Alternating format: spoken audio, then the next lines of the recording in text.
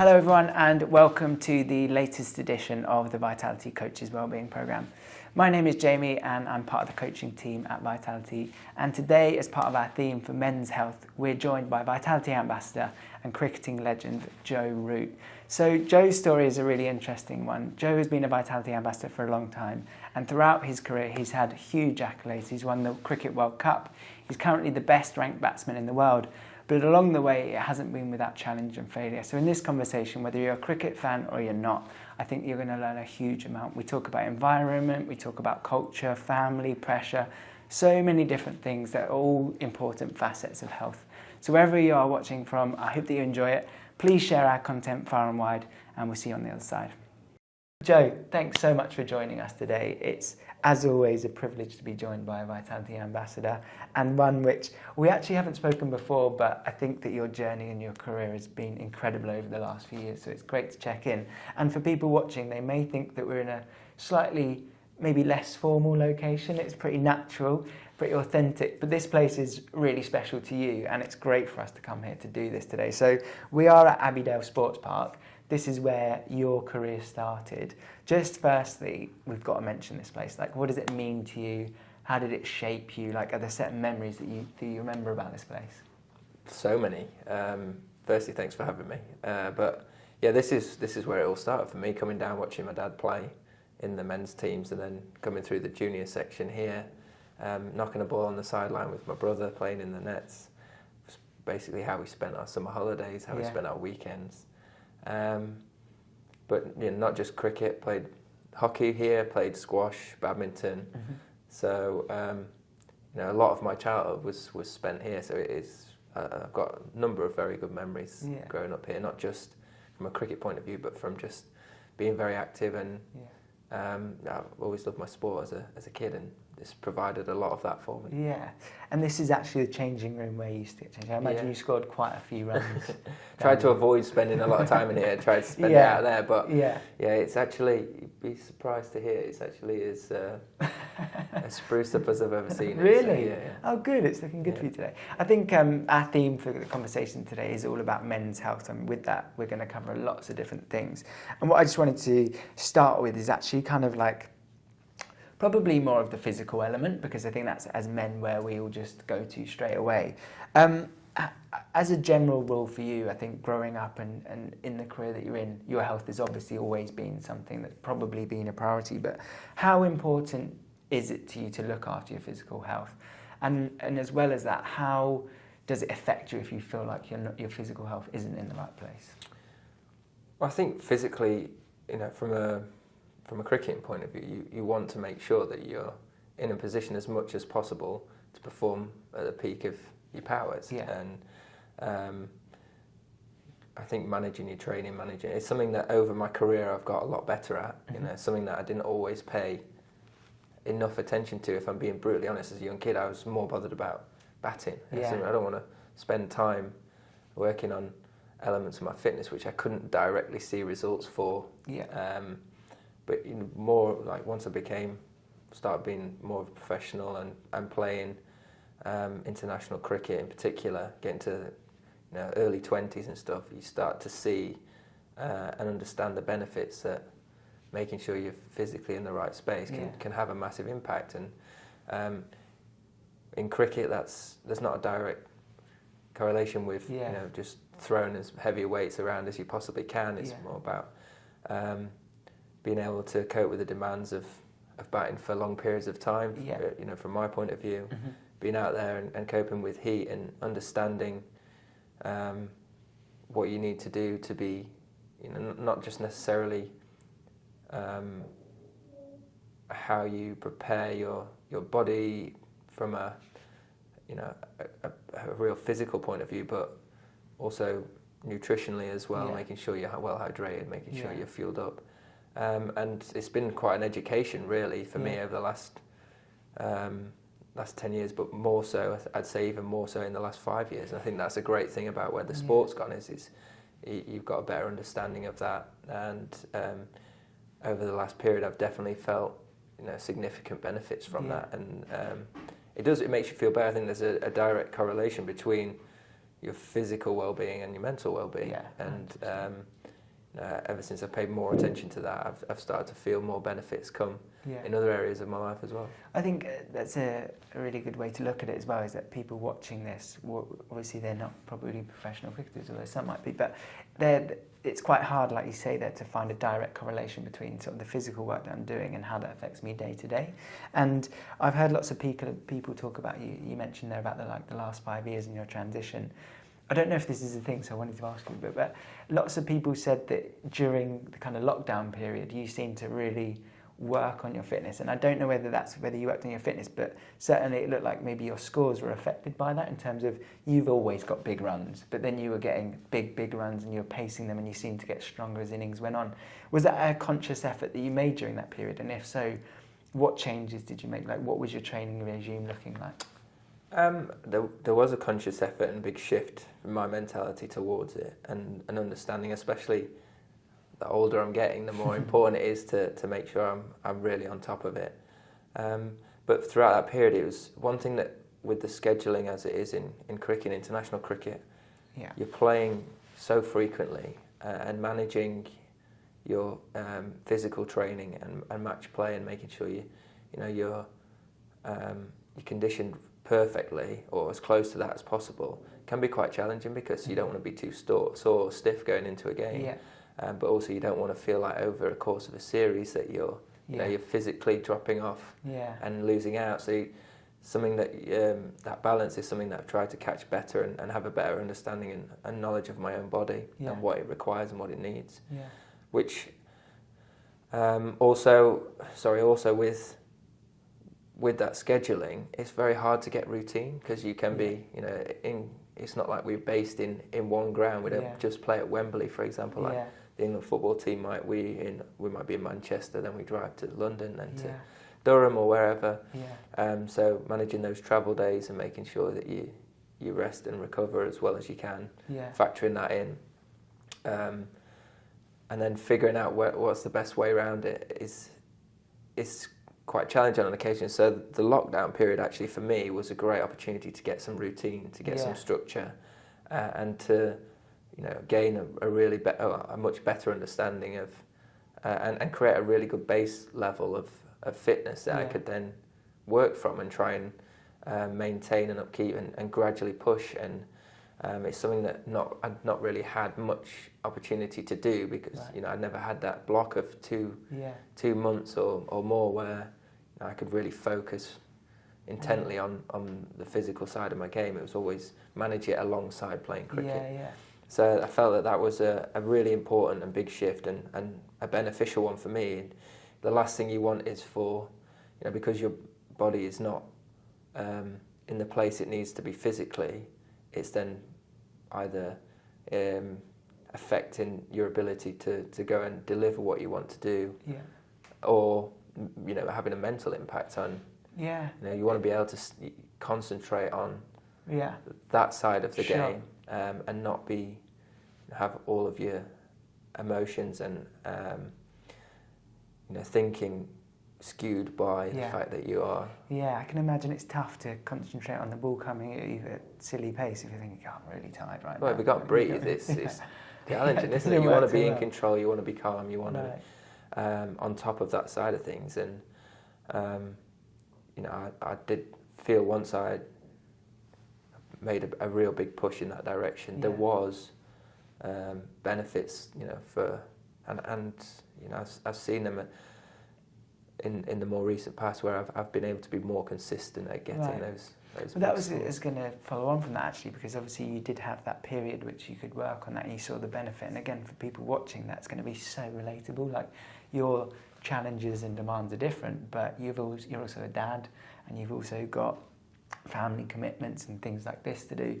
And it's similar if someone at home is watching and they've got work and kids and different demands there. Now that you're probably back in more of a structured routine pre kind of lockdown, that sort of stage, have you been able to maintain that, or have you been able to figure out a way to prioritise some time for you to still focus on your physical fitness, or do you feel like it might have slipped back because you can't give it the time it needs? No, I've made a conscious effort to be more switched on about fitting little blocks in here and there, and I've worked very hard with some of the she's she's moved on now, but the previous nutritionist at the ECB, Emma Gardner, and Phil Scott, who's the lead strength and conditioning coach, at being better at managing whether it be how I fuel up, or whether it be how I train in and around those games. I mean, I've generally been relatively good at doing stuff away from games when I'm at home, but in and around those games, making sure I get what I need, and understanding the importance of it, and ultimately seeing the benefits of it as well. Now it gives you a better gauge of the how much of an impact it can make, and from that, obviously, I want to keep doing it. And you feel better for it as well. You feel better within yourself. It's been quite an enjoyable thing, and something that I think even when I finish playing, it's something that I'll keep. I think that's an amazing thing to say there, because again, like what you're saying here is, in a way, like the physical isn't the thing that you're getting most from it. Obviously, it's benefiting you hugely, but because of that, it's impacting your mental a lot, and probably how you're able to spend time with other people and all those sorts of things. And I think we've had lots of pre-registered questions for this interview. Lots of people are interested in what you've got to say, and there are people that are asking questions about your training and things like that. But from what we've understood and talking to you today, like the training is always quite obvious what you need to do. The challenges come around with how you fit it in, with how you prioritise, with how you get the motivation to go out and do them. So from that mental perspective, how do you find the balance to manage yourself personally and professionally? Because you said there that when you stop finishing playing, which is hopefully a long, long way away, that you still want to do that. So advice for people really watching, like how would you encourage them to prioritise their own physical well-being to support their mental at the same time? I'd say that just giving yourself, even if just small pockets of time, 20 minutes to,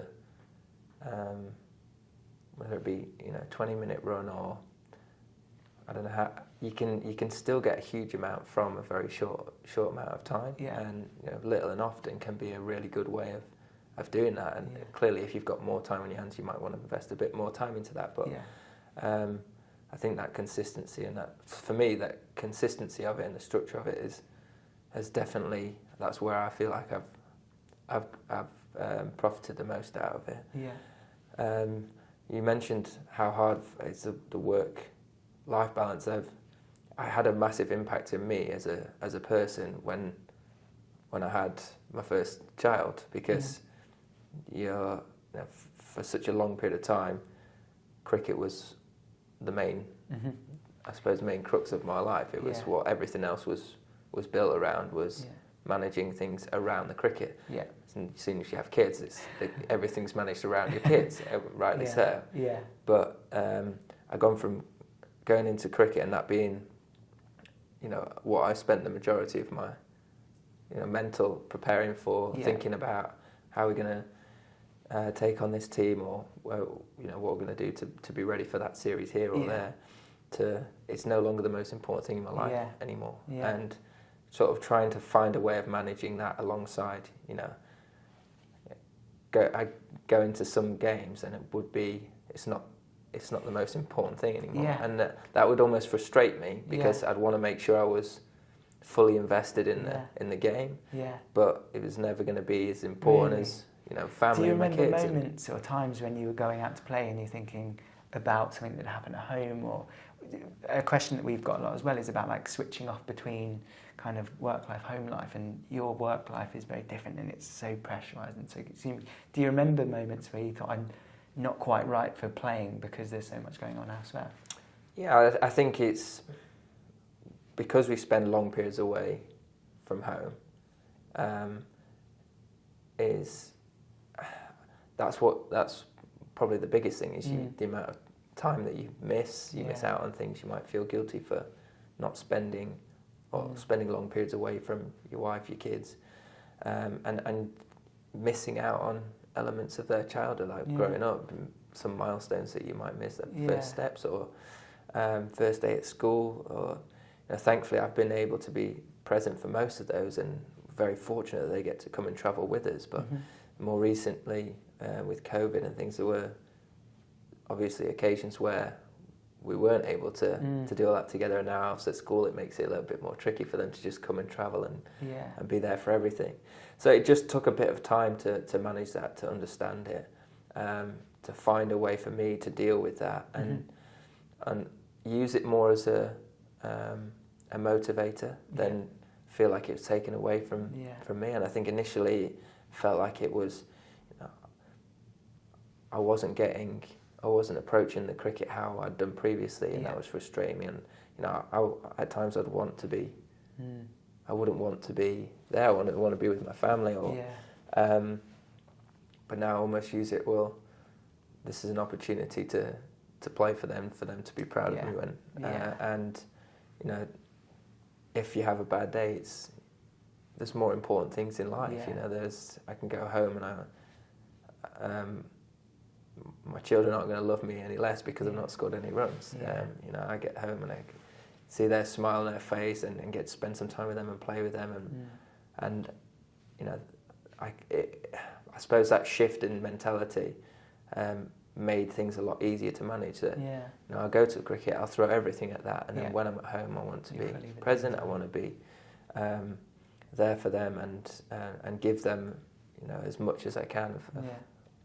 So that they can enjoy spending time with their dad. I think it's really good though that again this month is about men's health and men's mental health as well, and I don't think many men talk like that necessarily, where you've spoken about guilt and you've spoken about kind of for you to say as perspective seems to be really important to you, that cricket is your life, and I know how much you love it and how much of an incredible amount it gives you, but also when you get home, the kids, that's what life is really. And do you think that, again, there's so many people I know that will be watching and having these similar feelings about guilt and time away, and you mentioned two things there that have helped you cope with that, being perspective and also knowing that you're providing for them and hopefully making them proud of you and setting them up for the future. Are there any other ways that you've been able to manage that feeling of being away and how you cope? Because I'm sure at times you think when it's not gone well for you or you've been away for a long time, it must just be like, I want to be there. So how have you, are there any other pieces of advice that you'd give for people to cope with that? One thing that I try and do is, I'm very fortunate to play a sport where you're not the only one. It's not like tennis or golf or certain athletics where it's you against the world. You've got a squad of players around you and staff and support staff who are all living and doing everything that you're doing and feeling the same things you are, and have also left family at home and going through things, and actually being honest with them.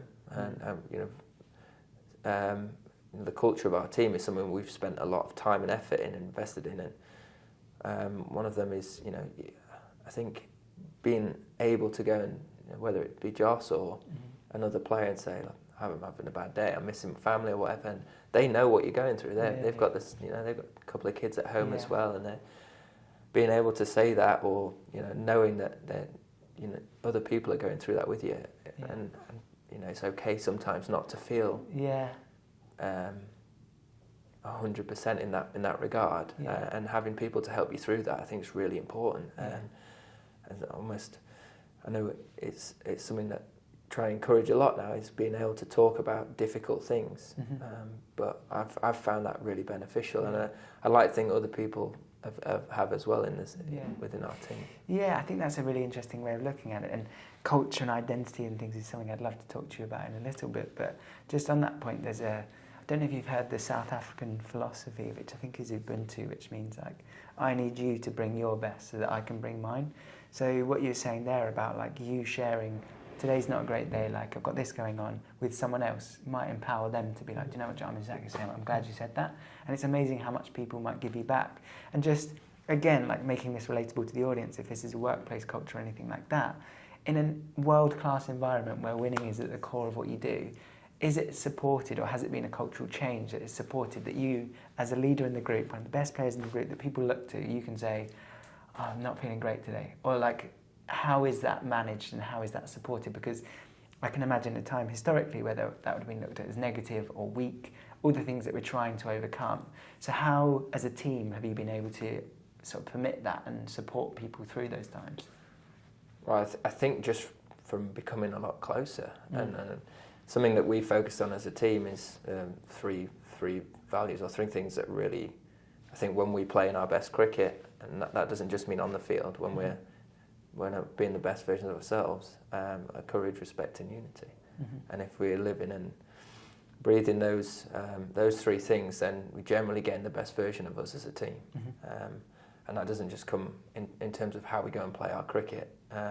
That's how we are around the environment. Are we, are we being courageous enough to chat these things through and to open ourselves up and be slightly vulnerable sometimes to the people around us that can help us? Have we got the respect to sit there and listen? And are we, are we unified in making sure that we are looking after one another and delivering on that? And I think that's been a real important part of this all three England teams' journeys, all the T20 Test team and the 50 over team, is having that to relate back to. On good days, from a performance side of things, you're not always going to go and deliver exactly what you want, but have you been able to live up to these standards? And if you have, then we can turn up tomorrow. We can throw everything at tomorrow. Right. And over time, that consistency of those behaviours and those values will bring the best out of this team, and you'll start to see that relate into performance as well. But ultimately, you're creating an environment which everyone's much happier in, and when you've got happy players and people that are comfortable in that space, especially a high pressure space where you can take focus away from those pressures and performance element. And these are all things that you can and should deliver on every day, but can be overlooked if you're not careful. But it gives you a better chance. And I think, as I say, something that's I've certainly benefited from, and like to think that the whole group has. And you look at some of the amazing achievements we've been able to deliver on them for the last period, and since we've paid a major focus to this, winning World Cups currently, hopefully, on the journey to win another one. I think it's been great. Like the thing that I love about that most is, like you say, courage, respect, unity. And I'm a massive cricket fan anyway, but the way that I look at the England cricket team in particular, they seem so forward-thinking. So, like, they talk about cultural diversity, they talk about things that are so beneficial that everyone should probably be focusing on. And you mentioned those things, three things there, and the example that you gave was, do I have the courage to speak to someone? Whereas I was like, the courage to go out and hit sixes from the first ball. Do I have the respect to listen to someone? And I'm thinking immediately on the field. So it's amazing to see that when you think about those three things, the example you gave is everything off the field, but I guess that translates onto the field. Yeah, on the field as well, having the courage to take on a moment. Sometimes it might be, I need to actually be brave enough to just absorb a little bit of pressure here. Yeah. Or it might be, I'm going to be brave enough and courageous enough to take this bowler on. That's what you do, isn't it? Like, does the on-field stuff almost come a little bit more naturally to you, would you say? Well, it's what you train for. Yeah. I suppose our sort of, I say my childhood here, that's what for years and years I put in, is learning to play shots, learning to play different situations and scenarios, and then over time and experience you get used to, or you have good experiences which you can relate back to, and you work with players in those moments where you can achieve some special things. I guess the off the field stuff is not something that we've studied our whole lives like we might have, and why we've paid more attention to it, invested more time in it as a team, because it can be just as important. And as I say, when you're away as a group for long periods of time like we are, sometimes 10-week tours, 12-week tours on occasion, you can really benefit from having that understanding of the people around you. And just, I think more than anything, you just want to be a good human being. You want to make sure that everyone going through that journey with you is getting as much from it, enjoying it as much as they possibly can. They should be the most enjoyable days of your playing career, are when you're at the pinnacle and at the top of it. So, I want to try and provide that environment as frequently as you can. Joe, I think you mentioned a second ago there about pressure, and you also alluded to it a little bit. you've done some silly things over the last few years, like the occasions that the men's cricket team and the women's cricket team and just cricket in general, I think as a sport now is so exciting, and I think it's got incredible viewership, and it's about these moments. Like there's stories behind every game, but somehow they come down to moments. I mean, there's the obvious one with obviously 2019. There's at occasions this summer where I remember you batting, after lunch and just completely changing the face of the game. But those situations are where pressure is probably at its highest, and you either deliver or not. And as a team, you seem to have just figured out a way to just deliver when you need to most. How do you focus yourself though in pressure situations? Like, is that something that you feel? Because I've been at games and I can barely watch, so I can't imagine what it's like for you. So again, like building on that team unity, respect, all those different elements, how does that tie into you delivering when it matters most? And how do you manage pressure individually but also as a team? There's a few really important factors for me. I think one thing that we, as I mentioned earlier, we're very lucky is understanding that although you might be the one out there with your bat in your hand, you're not doing it on your own. You're part of something bigger than yourself. You're part of a team. Yeah. You're part of a group of players that are all trying to work towards something together. Yeah. And it's not just on your shoulders. Okay. I think in cricket, as a batter, if you're being realistic, 80% of the time you've not had a good day, and I think that's the very best players in the world. 80% of the time they've not had a good day. Yeah. So understanding that and embracing failure to a degree, I think is a really important part of the process. And one thing you mentioned, how do you stand up in those big moments? I think, unfortunately, the only way sometimes to learn from that is by getting it wrong and failing at it and learning from it. Yeah. I know we talk about that a lot in sport. I suppose your response to it's the most important thing. Yeah. And understanding, and not just learning from your own, but players around you, seeing how guys have gone about it when they've been successful with it. Yeah. How did they deliver on that? How did they stay, or how did they get themselves nice and calm? Yeah. In control, feel like they were managing that situation exceptionally well, and then try and fit that back into the way that you'd go about things, and other things that you can, or lessons you can learn from those players around you, good or bad. Yeah. And you mentioned World Cup finals. There was the T20 World Cup final which we lost, and I felt like I had a really big impact in that. Scored some runs, I took a couple of wickets, and then the 2019 World Cup final, I felt like I had a really good tournament, but the actual final itself was one of the worst personal performances I've ever had. Because you were top run scorer for England in the tournament though, right? Yeah, but in terms of the final, they're the big moments, they're the games that you want to deliver on, and that I wasn't able to do that. And but if you look at my own personal performance, was it's a day that I would like to forget, but it's probably one of the most enjoyable games I've ever played in and been a part of. Yeah. So I think, like I say, the beauty of the game that I play is that I've got a team around me and players around you that if you're not able to deliver on that occasion, there are 10 other guys that have the opportunity to affect the game and go and do that. And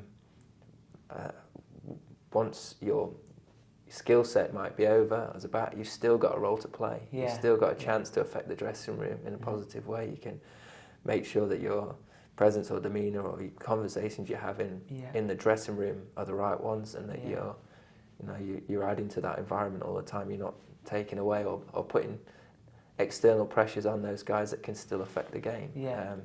And again, that's something that I think you learn with experience and understanding how that is important, and always trying to find ways in adding to the group or your team, or you mentioned other working environments. I'm guessing it's very relatable. Well, I think that's where you're speaking so brilliantly, and I hope anyone watching, you really don't need to be a cricket fan to get so much from this. Like, you're speaking about sort of failure and giving people permission to fail. You're talking about, if you're not the person in the situation, being able to still add positive messaging, like still be a positive impact on the group.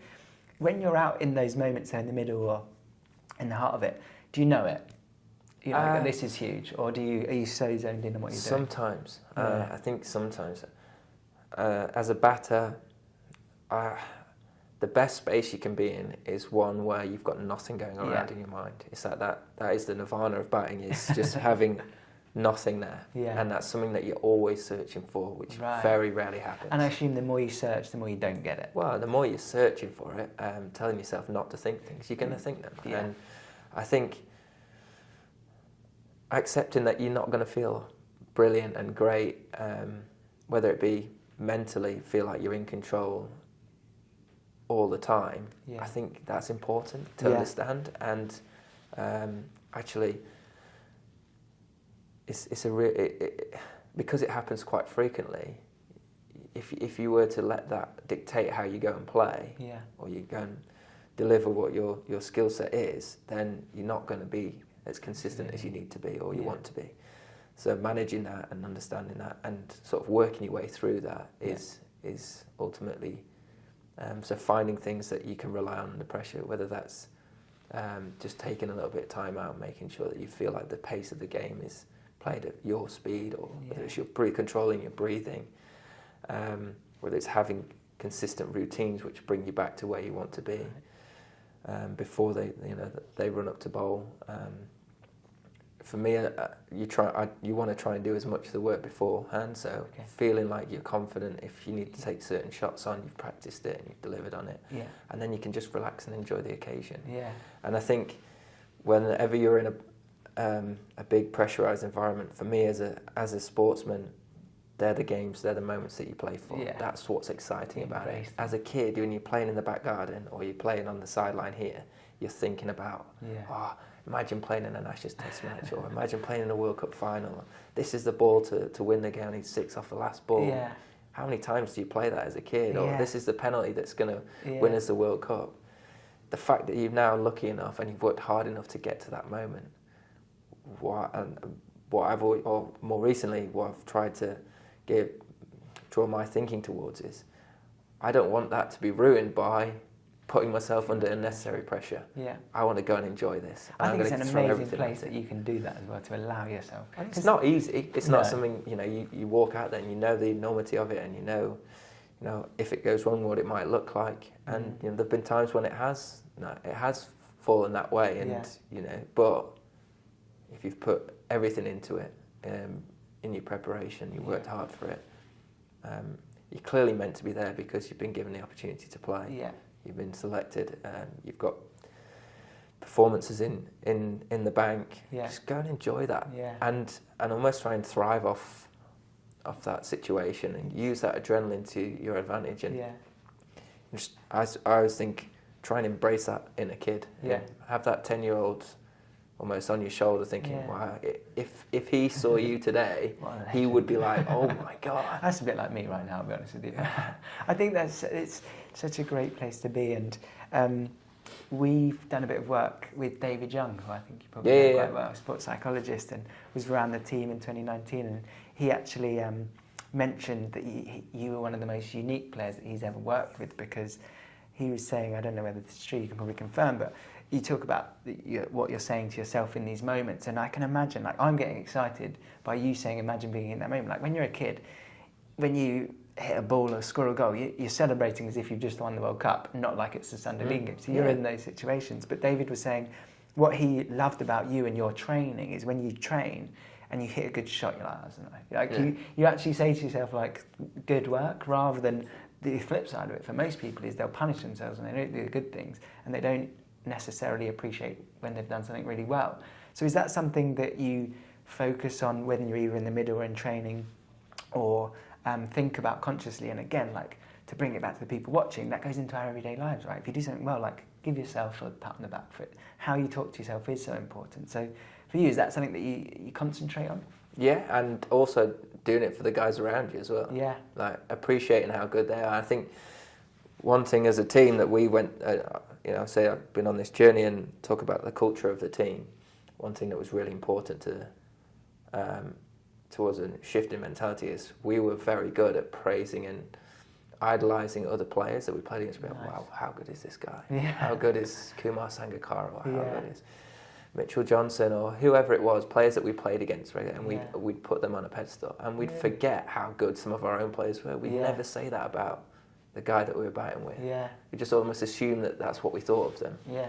And I remember a couple of the guys at the start of that journey saying certain things about me and the impact that it had. And Really? yeah, because the respect that, but actually expressing that to the players around you, the people that you work with, amazing.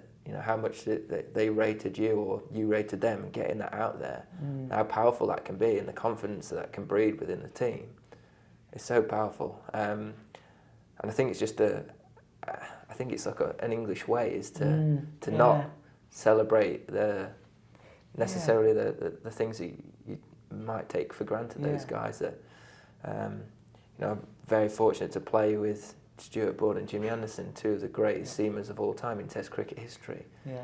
It'd be easy just to sort of, they go out there, they'll do their thing, they'll win us the odd game here and there, and or quite consistently.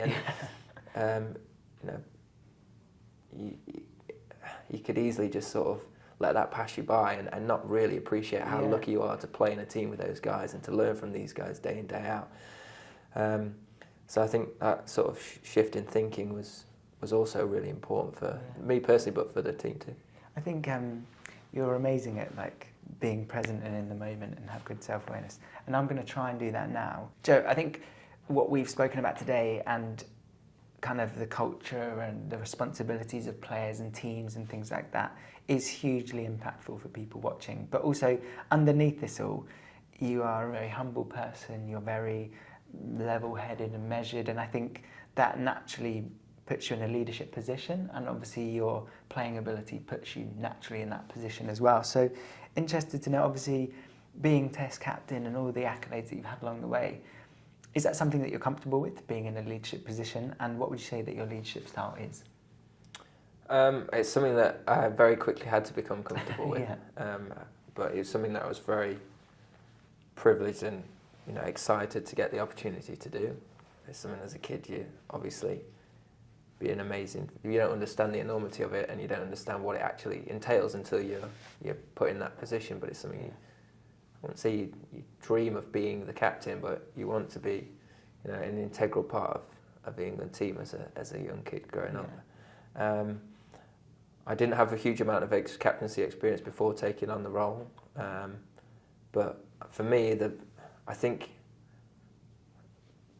not feeling like you have to conquer the world or do everything yourself is a really important part of it. Use players around you, empower people, give them the opportunity to lead. And seeing it with the number of players over my career, the more responsibility you give them, the more you get out of them, and the more that they add to the environment, the more that they drag people with them in the right way. And the more you engage certain characters, the better they are in and around that environment as well. So I think that would probably be my style is, I wasn't going to be someone that shouted at people and said, this is how we're doing it, this is the only... I'd like to think I was quite pragmatic about things, and that, we would do things and I would listen to other guys around me, but at the same time try and make sure that if it needed a little bit of something slightly sterner, then I was able to deliver on that on the few occasions that I needed to. But that having that culture piece running in the background was a really important part for me. Having a really good environment where people felt safe and comfortable and able to deliver on or live by was a real importance. So, and I think a huge benefit as well. There would be days when you've really not delivered on the field, and you have something away from performance to relate back to and to judge yourselves on, and to change the perspective of the room, and bring back into a position where they can then attack the next day in the right way. And also, by doing that, you continually grow in the environment, and you're trying to create something that's bigger and better than yourselves as individuals. You want to hopefully leave the dressing room in a better place than it was when you first took over. And you want any new guys coming into that environment, you want them to want to keep coming back. You Yeah. want to, you know, there are a number of things that make Test cricket in particular very difficult. The external pressures, the scrutiny, the standard of it as well. You want to try and create everything around that to be really enjoyable, so that those things don't overpower you, and you can't be the player that got you to that position. So I think that was a massive part of my leadership, I guess, and throughout the back end of it, it was quite challenged quite a lot of it. I say the environments that we ended up playing. I think we played 24 games in COVID environments where we were in bubbles, and we're very fortunate throughout that period to be able to go and work and to go and play cricket. But it was at times very very hard for the group, hard on me, but it was hard on the whole team, and you say certain elements of that culture piece were tested, and that's where it was really important that we went back to it and we understood the importance of it, because of how tricky that period and it did have an effect on our performance in the end. Well, I wanted to come to that, but I think it's so important to stress and caveat this question with, you are England's most successful Test captain ever, and you've mentioned courage along the way through this interview, and I think one of the things that I love about, so obviously stepping down as captain, for me takes a huge amount of courage, and hopefully it's seen as such a positive move considering how incredible the team have done and you have done since that point. But like you said, it was probably a challenging period for you. You were given something which I know that you valued and was an honour, but also to give that back almost, but to still be part of the team, that must have been a really tough decision for you. So are you able to share with us you mentioned a couple of things there, but why that time you felt was particularly tough, and was there a specific moment where you thought, I'm not right for this anymore? Because that, like you say, staying in the team but saying I'm not right for this role is a really courageous thing to do, and hopefully people can look at it and say, what an unbelievable move. It's selfless, but also it's benefited probably the team as well, I guess. Yeah, it's an easy one looking back on. At the time and in the moment, it was very difficult. We'd come back from the West Indies, where as a team I thought we made some small strides forward. We're still dealing with a lot of injuries, didn't quite have the experience that we'd previously had on tours when we've been out there, and we just not quite got over the line in that last Test match, which meant we lost the series. Felt like I remember being out there determined to, I want to get home, turn this round, there's going to be a new coach come in, there's going to be a new director of cricket. I remember getting home and actually I was at home but I wasn't there. It got to the point where I wasn't present with my family. I wasn't, I was just a shadow of myself, and I wasn't fair on the people that I really cared about close to me, my kids, my wife, my family, and then it wasn't fair on myself either. I wasn't, and ultimately if you're in that space and you're not, you can't even be yourself, how are you then going to be able to lead a team of people if you can't even be genuine within your own skin? So it in some ways it was very difficult because it's something that I'd done for a long period of time, something I cared a huge amount about, and maybe there's like stubbornness in me felt like I was desperate to turn it round and be at the front of that. But the more I thought about it, the more I needed to actually, for my own sake, for the team's sake, for my family's sake, I needed to step away from it and understand I'd thrown everything at it. I'd given it my best shot. Had some wonderful memories and we did some special things as a team throughout that period. But it was time for someone else to get that opportunity and to take the team forward. And understand that I think leadership comes in a number of different forms, and someone with my experience and having done that role, I feel I well qualified to assist someone like Ben and play a slightly different role. One of the challenges as a captain is, you want to have good, honest, open conversations with all of your players. Yeah. And sometimes, especially young guys, find it very difficult to do that because you're in a position where you're making decisions, and potentially on their career they can't always do that. One of the things I've really enjoyed about this summer since stepping down was being able to work with some of the young batters and getting them to actually engage me a little bit more and feel like we can work closer together and help each other's games out. And I'm thoroughly enjoying looking at the game in a slightly different way now and not having to worry about selection and all these things that over a period of time do weigh heavily on you and weigh you down. And I feel I've got a huge amount of energy from stepping back from that role, and I'm still desperate to help lead this team, but just in a very different way. And I was very fortunate to have Ben as my vice captain for a large period of that, Joss as well. Two great people with great values that supported me so brilliantly, and now it's an opportunity for me to give back to both of them as well, and particularly Ben in the test team, like everything that he did for me on the field. It's a chance for me to now try and back him up in that respect and give a bit back to him as well. So similarly with Joss, he was always a great person to go to under pressure. Certain situations he was very level-headed, and you can see why he's been and doing so well now in his role as the white ball captain, because of how he managed those moments when he was involved in the test team. And I'm very grateful for both those guys, and I guess now is my chance to give a bit back to them, understanding the pressures, knowing what they'll be going through at certain times. And I guess the challenge for me is knowing when to do that, when I'm going to actually be a help, when might be a hindrance. And I don't want to, all I want to do is support them. I don't want to get in their way or skew their messaging up.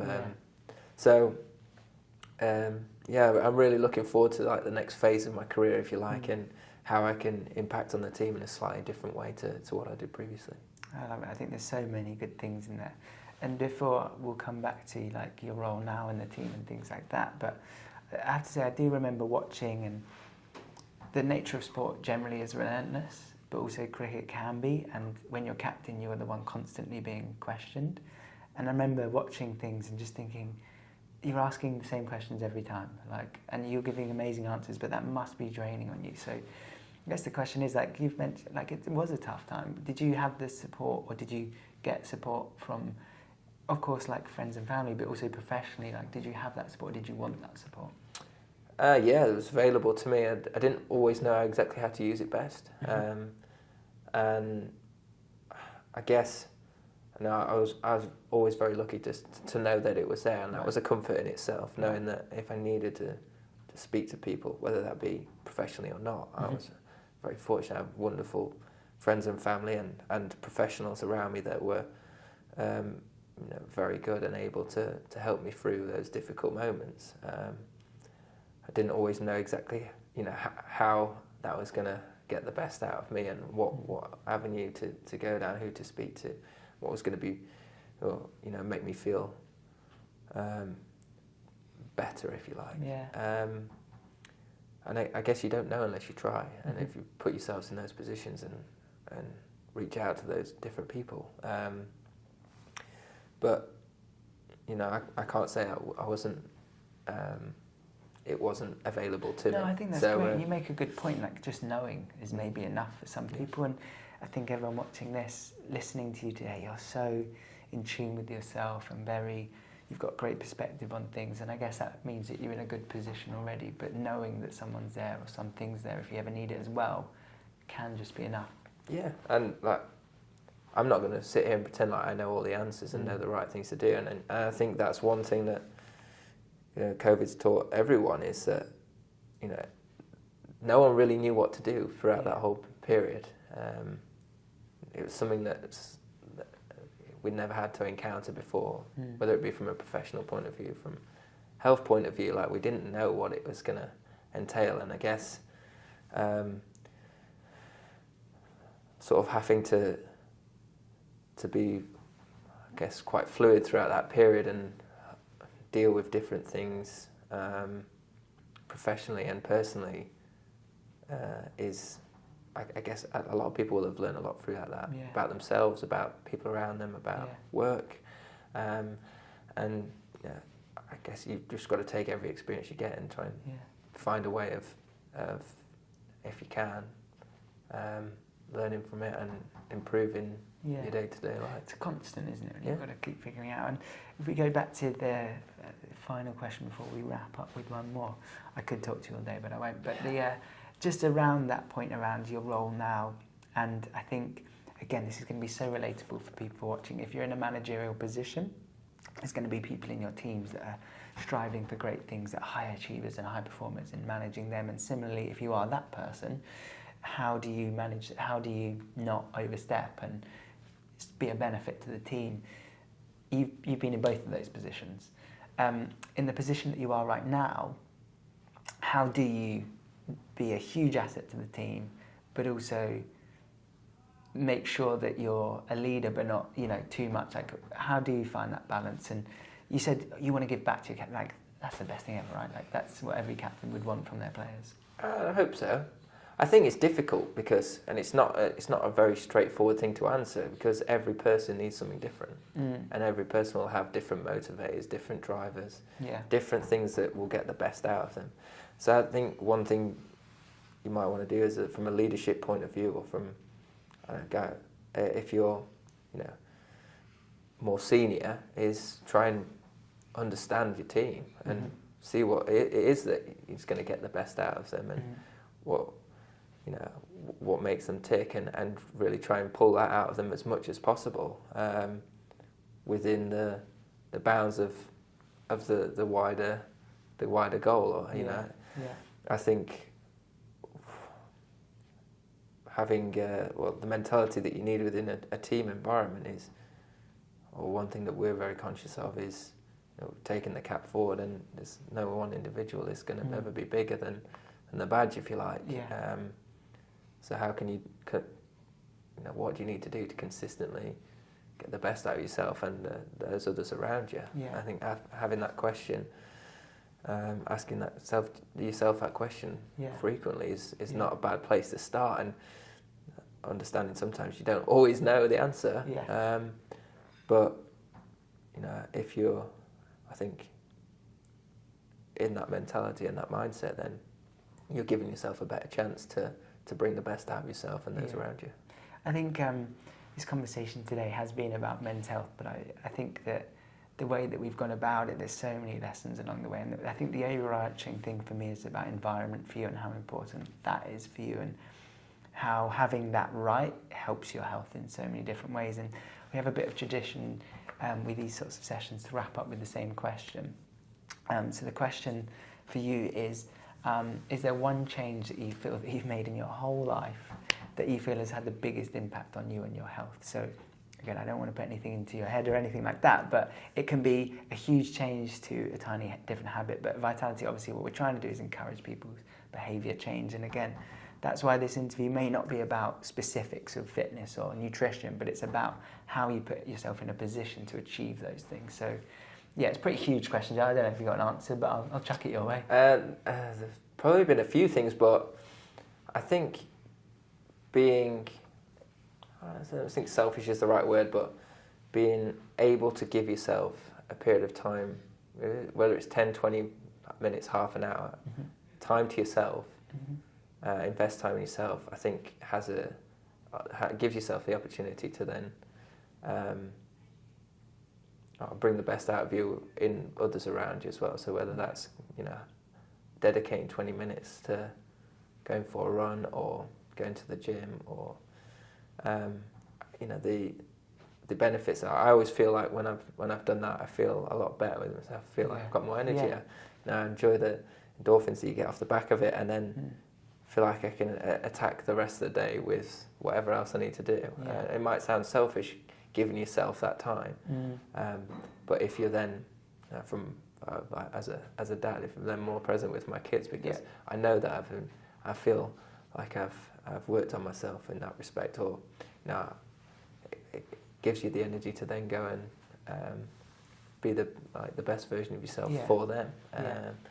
So I think having a bit more consistency within that and giving myself a 20 minutes, it might sound a little bit selfish, but I don't think it is. I think it actually goes back to that thing, though, doesn't it? That if you're able to be at your best, you give your best to other people, and hopefully this conversation, like just listening to you and being able to talk to you, as men, I don't know if we do this enough, and sometimes you might need to have a drink to do it. I shouldn't promote this as a health advocate, but you've got to set the environment right for people to be there to support each other. So I think it's been so interesting to talk to you. At Vitality, honestly, we're so proud to have you as an ambassador. Thank you. It's amazing to see the things that you've achieved and listening to you as well. Like, there's so much more to sport, and I don't think that people look at that enough. So the way that you talk, the way that you carry yourself is always perfect. And thanks for sharing some of those insights. Thank you for having me. Cheers. Thank you.